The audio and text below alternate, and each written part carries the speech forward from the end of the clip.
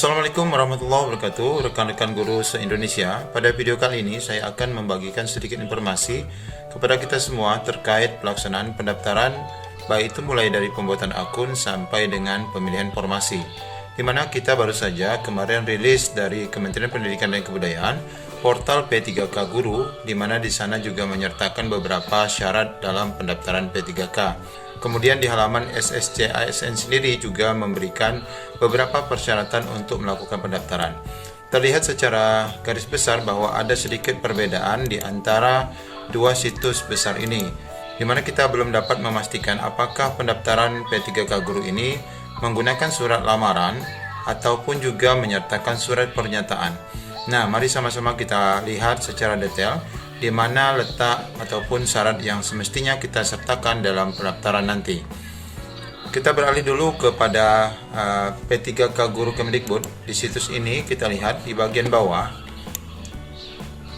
Di sini di bagian administrasi, ya kita lihat di bagian persyaratan administrasi.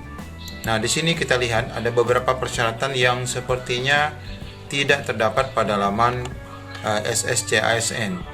Yakni terkait dengan poin pertama, surat pernyataan yang dapat diunduh pada halaman guru P3K Kemdikbud Go ID. Nah, kita pun sudah coba mencari di link unduhan, surat pernyataan ini tidak ada. Namun kami sudah dapat juga model ataupun format surat pernyataan itu, nanti kami akan tunjukkan. Namun kalau kita sinkronkan ini dengan SSC ASN, bahwa di SSC ASN itu sendiri tidak menyertakan, ya, tidak memberikan keterangan bahwa seorang calon P3K Guru itu nanti menyertakan surat pernyataan. Dalam pemberitaan sebelumnya, surat pernyataan ini hanya diperuntukkan bagi calon pegawai negeri sipil, di mana di sana mereka tidak boleh pindah selama 10 tahun. Oleh karena itu, kita melihat semacam ketidaksinkronan ya antara portal SSC ASN dengan portal P3K Guru ini. Baik, kita lihat secara umum KTP ini sama-sama ada, KTP, pas foto ada, ijazah ada, serdik jika kita miliki juga ada.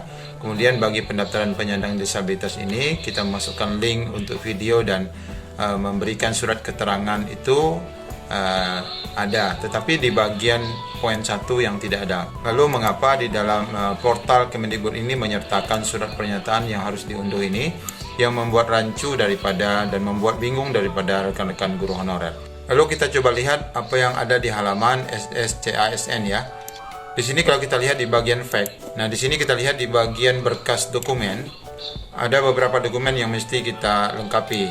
Ya, ini yang pertama, scan pas foto berlatar belakang merah. Ini sama dengan yang ada di dalam situs portal P3K Guru tadi ya, pas foto. Kemudian kita lihat lagi, swafoto maksimal 200 KB. Meskipun tidak ada di sini swafoto, tetapi kita dapat memahami bahwa ini memang diminta. Ya, ini di saat kita melakukan pembuatan akun ya. Swafoto ini diminta di saat pembuatan akun. Kemudian scan KTP. Nah, scan KTP ini sama dengan yang ada di portal P3K. Ada KTP elektronik ya. Kemudian ini kita pastikan nanti diisi ataupun diupload saat pembuatan akun. Nah, kemudian surat lamaran. Nah, surat lamaran maksimal 300 KB bertipe file PDF. Nah, ini kita masih rancu. Di halaman SSC ASN ini meminta ya surat lamaran maksimal 300 KB. Kalau kita lihat di persyaratan P3K Guru ini tidak ada lamaran. Yang ada surat pernyataan. Jadi ada ketidaksinkronan ya. Kita memahami bahwa di dalam halaman SSC ASN ini sendiri tentu juga merupakan halaman untuk mendaftar P3K Guru. Lalu sebenarnya apakah kita menggunakan scan surat lamaran ini? Apakah kita juga menggunakan scan surat pernyataan yang dapat diunduh ini? Maka kita coba akan bahas. Lalu scan ijazah dan serdik ya, kalau kita punya serdik. Kemudian kalau kita lihat di P3K Guru, ini ada ijazah, ada serdik. Cuma nanti apakah kita harus scan secara terpisah ataupun kita gabung, tergantung form unggahannya dari situs SSC ASN. Apakah menyediakan form unggahannya, nanti kita lihat. Kemudian kalau kita lihat ada scan transkrip nilai maksimal 500 KB. Kita lihat di sini tidak ada meminta berkas administrasi berupa transkrip nilai. Apakah kita harus mengupload berkas transkrip nilai ini?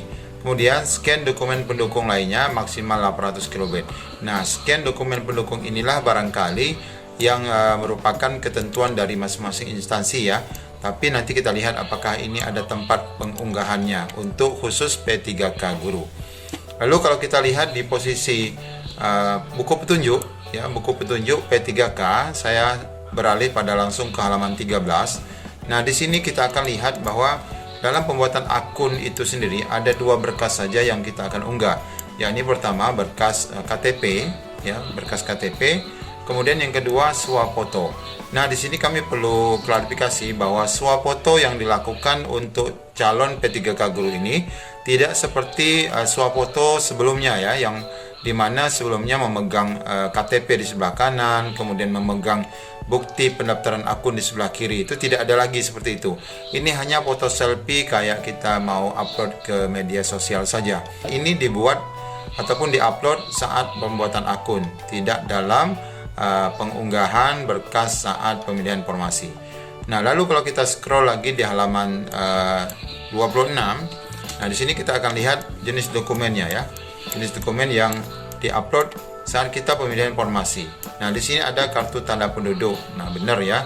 Ini sudah ada kartu tanda penduduk. Kemudian scan ijazah asli sesuai persyaratan. Kemudian di sini juga minta scan transkrip nilai ya, sesuai dengan persyaratan yang ada di SSC-ASN tadi. Namun di dalam, sekali lagi di dalam portal P3K Guru tidak menyebutkan ya. Jadi sepertinya kurang sinkron dan banyak informasi yang sebenarnya tidak valid sehingga membuat para guru honorer menjadi bingung. Kemudian kalau kita lihat lagi di buku panduan ini, pas foto ya, benar ini pas foto latar belakang merah, kemudian sertifikat pendidik. Nah, ini kalau kita lihat berarti scan ijazah dan serdik ini dilakukan secara terpisah.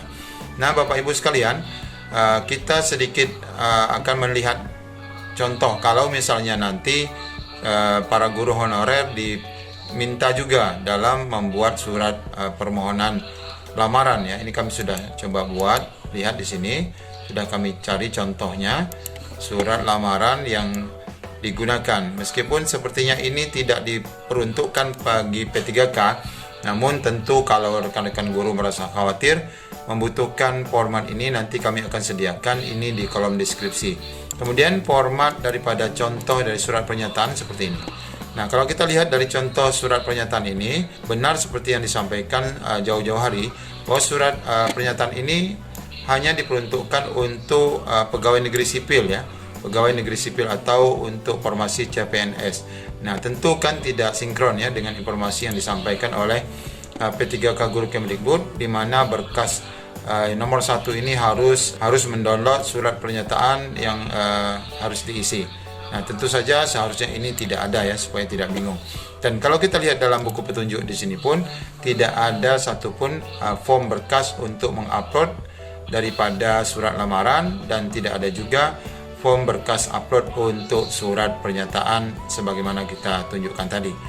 Tetapi tentu kalaupun misalnya persyaratan dari pemerintah daerah ingin atau diminta menyediakan surat lamaran ataupun pernyataan itu di luar dari pendaftaran online-nya, maka rekan-rekan guru dapat siap sedia. Nanti contohnya akan kami berikan di halaman deskripsi. Baik rekan-rekan guru, mudah-mudahan ini informasi dapat terbantu dan sukses selalu. Assalamualaikum warahmatullahi wabarakatuh.